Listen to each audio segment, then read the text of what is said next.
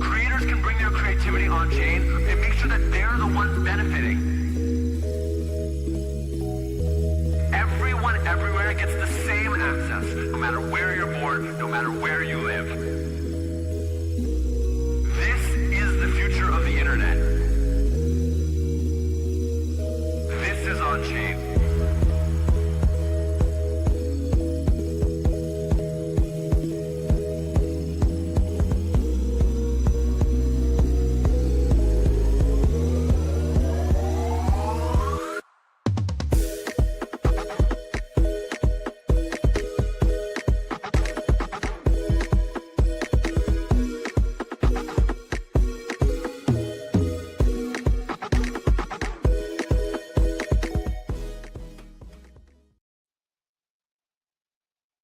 Hello, everybody. I'm Jesse Pollack, your host of Onchain Stories. I'm super excited to be here, and I'm excited to introduce our guests. But before I do that, I want to just quickly set the context, which is that we are here on Onchain Stories, and we are coming together to talk about the economy that's being built on Base. And if you don't know, Base is building a global on-chain economy that's going to massively increase innovation, creativity, and freedom. And the way we do that is by giving people really cool things to do on chain that fundamentally make their lives better. And I'm really excited about a new product that Coinbase just launched, which is the first of many products that Coinbase is going to bring to market, built on Base, built on chain. And this first product is about getting more access to capital. And it lets you borrow dollars against your Bitcoin. So you can hold your Bitcoin and stay invested for the long term in crypto, but still have the flexibility to live your life.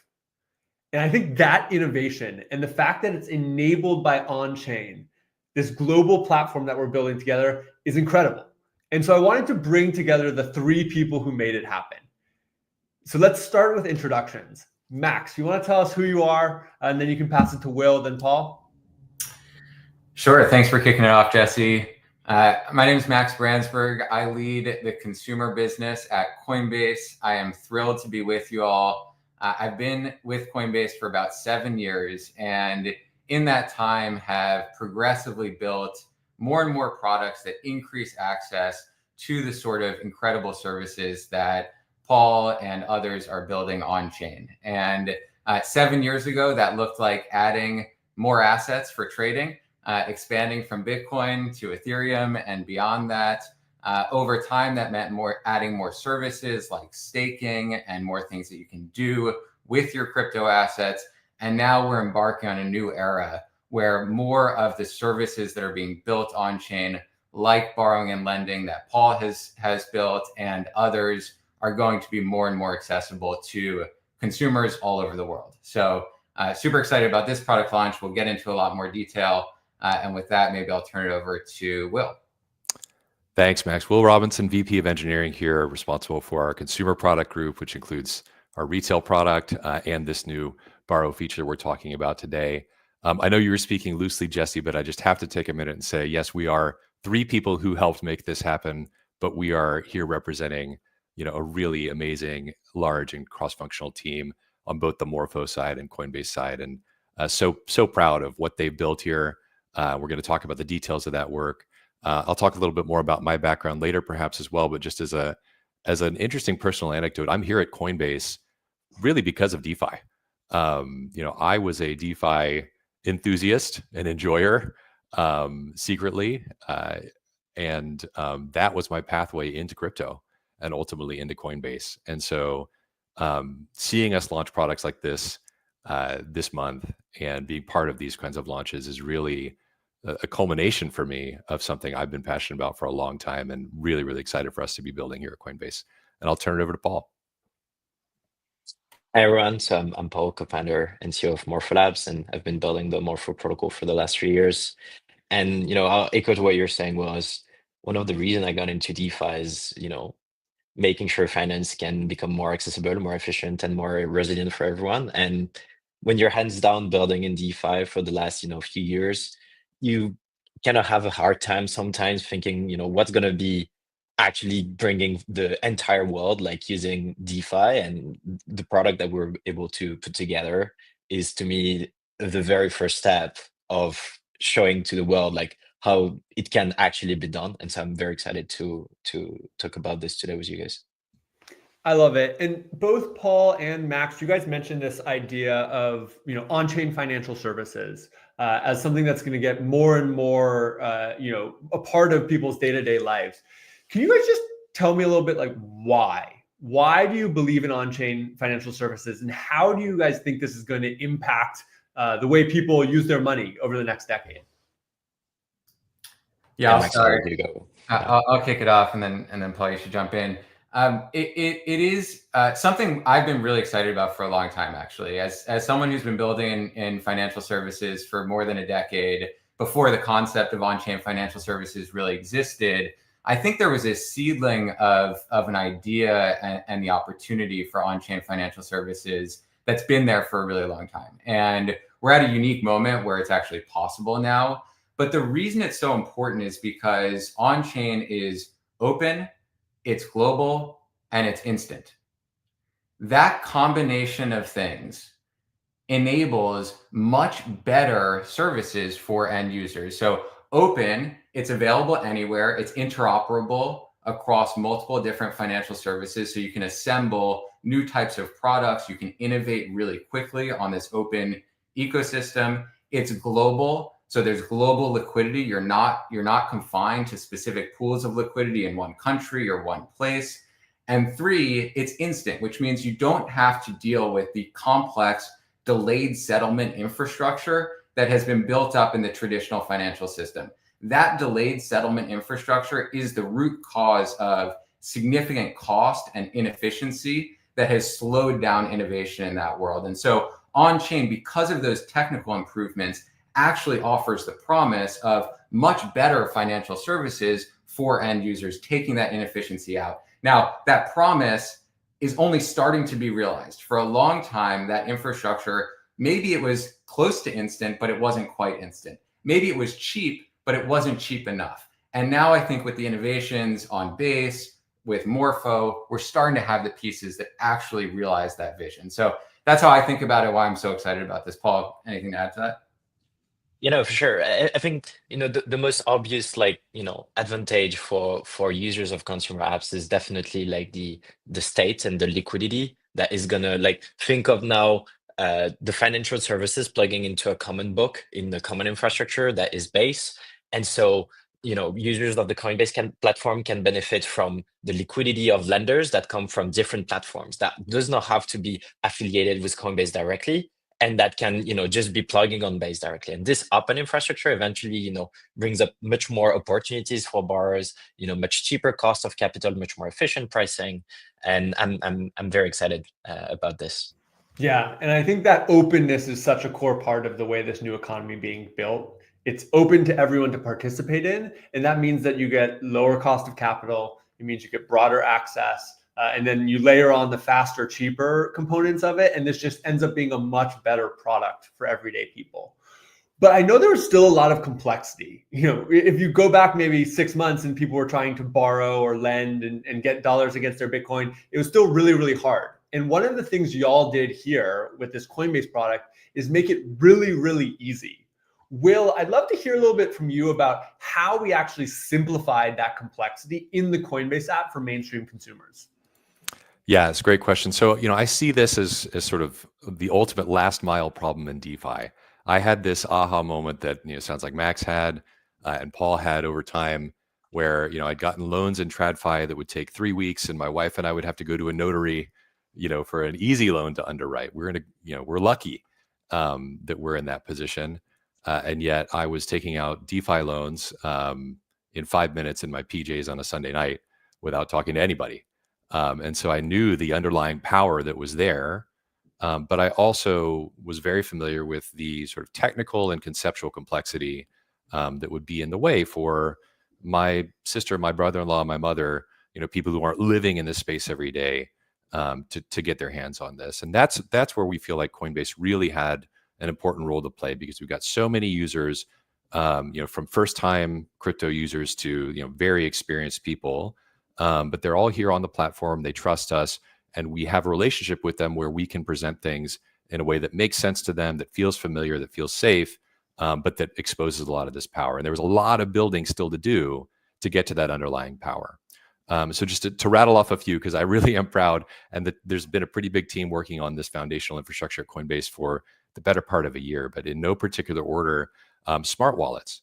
So this is a new thing on EVM chains, relatively new, things like EIP 4337, account abstraction, allowing you to do a transaction bundling and paymasters for fees, along with this magic spend infrastructure we built at Coinbase, where you can spend directly from your existing Coinbase retail balance, all in one transaction. So what used to be this kind of like multi-step, multi-hop, I've got some assets on Coinbase, I need to move it to a different wallet, then I need to collateralize that on this different protocol, this different website. Now that can be all done, not just in one place at a UI layer, but in one transaction on chain, which is incredibly powerful. And all of this infrastructure simply didn't exist just a year ago. Another thing that I'll point out is this is a big part of the reason I was so excited and was personally involved in the creation and launch of CBBTC just last year, because we saw the opportunities to do things like collateralize more of this Bitcoin that was on the Coinbase platform and make it more useful for our users out there on chain. Last but certainly not least, Base as an enabling technology, right? A cheap, fast, global chain, something that we are innovating on, improving all the time, making cheaper, improving the capacity of. That is a really, really exciting unlock and gave us a natural place to go and build for these kinds of products, both the one we built and we're launching today and future products that we'll hopefully talk about someday in the future. And overall, I see this as, what others have called the DeFi mullet, a great manifestation, a great example of that, right? Where, I had long hair all over my head. I was party in front and party in back and able to go play with self-custody wallets and, do all this fairly complicated thing 2 years ago. But for our average Coinbase user, saying, hey, this is something that feels very familiar, kind of business in front part of the mullet, but in the back, it's that direct connection to that power that Max mentioned, that instantaneous global liquidity, global lending and borrowing markets. Like that is so, so exciting. And I think we've accomplished something here that that really today is unmatched. I absolutely love it. And I think you're so right that it's been a long time building all of the pieces. You had to have Base, you had to have CBBTC, you had to have lending protocols like Morpho, you had to have the smart wallet, you had to have USDC, almost like a decade of building infrastructure. And now we're plugging them all together into an experience that just works. And Max, maybe I can ask you, can you just tell us a little bit more about how the crypto product works? Like, what is the flow of funds? What are people expecting and getting when they're going this really easy experience of getting dollars for their Bitcoin? Yeah, so crypto-backed loans, it's easier than it sounds even probably, which is it's a product where you can borrow USDC against your Bitcoin on Coinbase. We've got millions of users with billions of dollars of Bitcoin sitting on Coinbase that they've been wanting to get utility out of, but you don't want to sell your Bitcoin and you want to stay long, and you don't want to have to move your Bitcoin somewhere else, do some complex conversion, swap, maybe risk losing some. And so the Bitcoin stays right where it is. And you use that Bitcoin as collateral, and that Bitcoin is under the hood, converted into CBBTC, collateralized in Morpho. And you receive then USDC as the loan against that Bitcoin directly into your Coinbase account. So without ever leaving Coinbase, you can take out that USDC loan against your Bitcoin. Today, you can take out a loan of up to $100,000 of USDC because of the way the protocol is built. This is sort of infinitely scaling. Over time, I think that you'll be able to borrow against more assets with higher limits. And you'll really be able to then get the most out of the assets that you're holding on Coinbase through protocols like Morpho. I absolutely love it. And maybe tell me a little bit about where you see us going in the future and how this impacts other Coinbase products. Do you see this as kind of a step towards more on-chain utility for the millions of people who are in the Coinbase app? Yeah, without a doubt. I think that the future of Coinbase is on-chain, and I think that this is a glimpse of that future, but there's a lot more to come. And the really powerful thing here, I mentioned in the beginning, the way sort of traditional financial services have worked is very vertically integrated from the top all the way to the bottom. If you're a financial services institution, you build those products, you deliver them to your customers. They can only access those products, no one else's products, deeply vertically integrated. And that is really a function of just the way the infrastructure has worked. And it's been very limiting for end customers because of that. You can go to one place, you get one product. You go to another place, you get another product. You don't really get access to this whole ecosystem of many different products. And so I think what's likely to happen and the way Coinbase will evolve is in giving access to all of these services being built on chain is you'll be able to go to Coinbase in this safe, trusted interface that you are holding all of your assets already today and get access to all kinds of services that are being developed on chain. And I think that Bitcoin-backed loans is a great first example. It's a place that I wanted that product. Jesse wanted that product. I think a lot of people did, but there's many more products that are being built on chain. And I would envision unlocking the utility of all of the assets that people are holding on Coinbase with more of these services that are more accessible directly through the Coinbase app. And I think, and hopefully the flywheel here is as we unlock more of those assets to be used on chain, we will also see more builders and more developers that are gathering that liquidity, that are building businesses that can innovate and build new services that we haven't even imagined in the past. And the incentives, frankly, have been difficult to really drive that historically because it's been difficult to access that liquidity. So now if we can unlock that liquidity, bring it to builders on chain, drive an incentive to keep innovating, trying new things, we'll then get new and better services that will in turn expose to our Coinbase users and spin that further. So I think this is the very beginning of bringing Coinbase on chain and bringing on-chain services to Coinbase users all over the world. I love that articulation of the flywheel, that Coinbase is bringing kind of the scaled user distribution, the assets, bringing it to builders in the base economy. Those builders are then providing better services. The more users and assets that flow into the economy, the more there is for builders to build. And the faster and faster that flywheel spins, the faster and faster the economy grows. Paul, I want to hear a little bit about Morpho's journey on Base. You're one of the biggest lending protocols on Base at this point. How do you see an integration of this scale impacting Morpho going forward? And what's your experience been kind of helping grow the Base economy? Yeah, so I mean, I can only attest like what what Max has been describing as the flywheel as a builder, right? Like, just to tell you the story of how we got on Base and the growth so far on Base, we maybe arrived like a year ago, maybe like 9 months ago on Base. At the time, we were like maybe $1 billion in total in Morpho. We were only deployed on Ethereum, and users were complaining about gas fees, about transaction speed as well. And so we're thinking about deploying on the layer 2. And Base came up as a very good opportunity for us, given first the builder energy that was very important to us, the tooling that was around, because I think as you outlined, it takes a lot of different primitives in order to get the full stack experience that truly unlocks the power of on-chain infrastructure. And you had all those kits going on, and then of course the Coinbase brand and distribution, which is really as a builder, can really bring a lot of liquidity and also attention around the products, and then kickstart the network effects of the protocols. And so it's been an exciting ride. I think today we're the second largest DeFi protocol on Base in terms of deposits, and yeah, so frankly, very excited to have built there. I love it. Yeah, and it's been so fun building with you guys. I mean, it's crazy. It's only been 9 months. Literally, and Base has only been around for a year and a half. And so a year and a half, Base was zero. Today, there's almost $15 billion of assets on Base. I think there's almost $4 billion locked in protocols like Morpho. And really the only reason that is is because of builders like you, who took a bet and said, we want to be a part of building this global economy, and brought their products, which then enable all of this downstream innovation. And so I just want to express my gratitude for believing in us and for helping us build this economy, because it really is something that we can only do together. It's not something that one company can do. It's not something that one person can do. It's something that a movement of builders can do.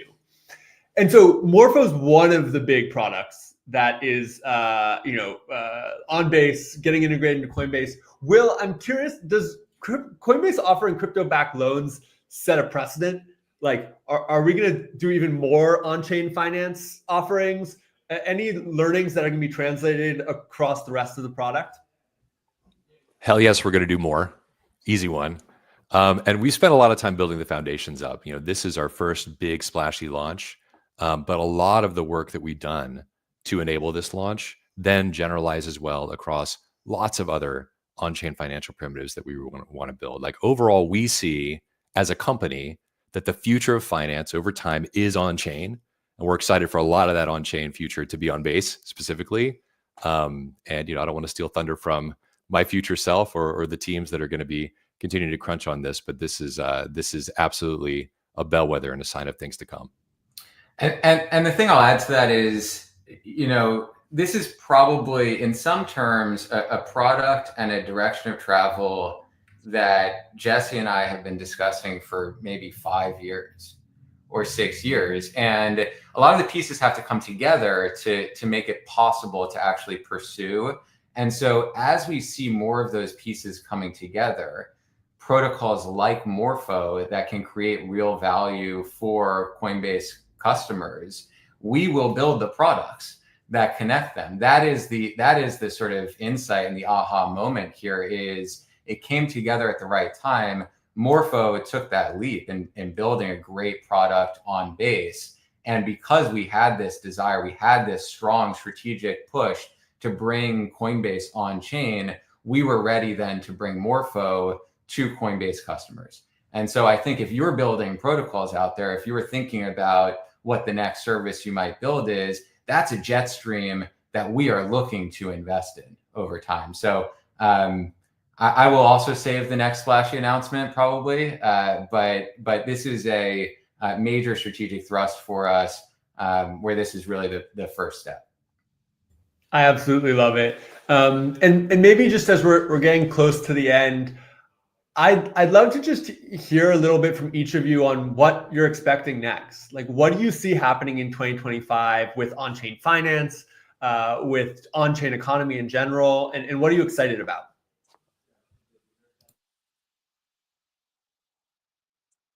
Yeah, I guess I can go first on this one. So for me, I think speaking from the lens of DeFi and DeFi infrastructure in general, I think the more for me really comes down to three things. We need always more resiliency, and like we've come from a period in 2022 where we had a lot of different hacks in DeFi, and when we look into getting integrated into large consumer applications, we need to make sure there is like a 0% chance that DeFi can be at risk. So keeping doing all the work on the security side and on the resiliency side is super important. First, second is like how can we bring more customizability such that large distribution platforms can use a flexible stack and cater to their specific product needs, and how do we make sure that DeFi is not too inflexible for someone like Coinbase to build the very crispy like consumer apps and products that are really on par with traditional financial services. And finally is how do we get like efficiency parity with traditional finance. And we know that in theory, because of the network effects and the openness of infrastructure like Base, we can take the efficiency to a whole new level. Now, in practice, traditional finance is already quite efficient, and we need to kick in the flywheel and snowball on this in order to have our growth and efficiency curve like intersect the one of traditional finance. I'm extremely bullish and confident that I think frankly this integration to me is the inflection point that is going to take us in that direction. But I do think there's, I would like to say we're still day one, and there's still a lot of work to go into that direction. Love it. I'll jump in next and answer from a slightly different angle. I think more and more personal finance will come on chain. And I know from my own experience that that motion is the most amazing, sort of quietly amazing tool for economic freedom and personal freedom that I have encountered. And it's hard to explain this to people who haven't experienced it themselves. But moving from a world where, yes, you've got your finances, but it is all sort of embedded and enveloped within large institutions that you have no influence over, and inverting that and moving to a world where you are in control and you are driving your finances and making novel connections at your choice and at the speed of the internet. It is a revolution in how you think about your own financial life and your own motion through the world as an economic actor. And I think the importance of that just cannot be overstated. And I am so excited by every means we can, including here within the Coinbase app, to bring more and more people, let them taste and touch that kind of phenomenon, because it really is very different from how we've been living for a long time. Yeah, I'm not sure I could say it better myself. I think that I do think that by the end of this year, you will be thinking about the Coinbase app, hopefully, as a place that you can do more and more of your personal financial management on chain, because it's better than what you would get off chain. And so that's a mission that we're on. I think some of the things that will evolve over the next year, couple of years, one of the things Will and I spend a lot of time on is opening up the highways to on-chain. And the highways to on-chain are not just this product and the last mile that Will mentioned, but also the fiat on-ramps, and ensuring that there's really good seamless ways to get your fiat dollars into crypto, and to do that all over the world. And in order to do that, we are going to keep pushing the regulatory clarity around the world, in the US and in other countries. We're going to continue pushing on the right sort of banking partnerships and fiat payment partnerships to make it really easy to get your dollars into crypto or other currencies into crypto. We're going to continue building out stablecoins. USDC now has over a $50 billion market cap, and that's a testament to the value of bringing fiat into crypto and how much more utility you can actually drive with that, whether it's in lending or in payments or in the next set of use cases that are coming. And so we're just going to continue opening up those highways, make it easier and easier, safer and safer for people to come on chain. And with that, I think the result is going to be that people are going to be living more of their lives on chain. And we're going to keep making that easier and working with great builders in the Base ecosystem to distribute and grow their services so that we can see that innovation flywheel continue to spin. Amazing. I'm so fired up after this conversation. If there's two things I want to kind of close out with, the first is that I just think it's so cool how you, Max, Will, and the whole Coinbase team are starting to turn Coinbase into a platform where you're starting to take all of the resources that Coinbase has, the assets, the users, and figure out how to bring it to the open economy that's being built on chain, and how to get more distribution to builders like Paul and Morpho. And it's so encouraging to hear that that's a priority going forward, and that you're going to keep leaning into that and keep growing this economy. The second thing is that at the end of the day, this is all about economic freedom. That's what Onchain delivers. It is a platform that delivers economic freedom to everyone in the world, where they can get access to not just better financial services, but fundamentally more free financial services, where they have choice and where they have control and where they have the opportunity to own their own destiny. And I think that vision, this vision of economic freedom and increasing economic freedom around the world, it's been the vision that inspired Bitcoin. It's been the vision that inspired Brian Armstrong to start Coinbase 13 years ago. And it's so incredible to be still pushing that vision forward as we enter the next era of crypto, the on-chain era of crypto, with all of the incredible people on this call. So thank you everybody for tuning in. Thank you, Max, Will, Paul, and the incredible teams across Morpho and Coinbase and Base and USDC and so many others that help make this happen. Keep building and stay based, everybody. Have a great day.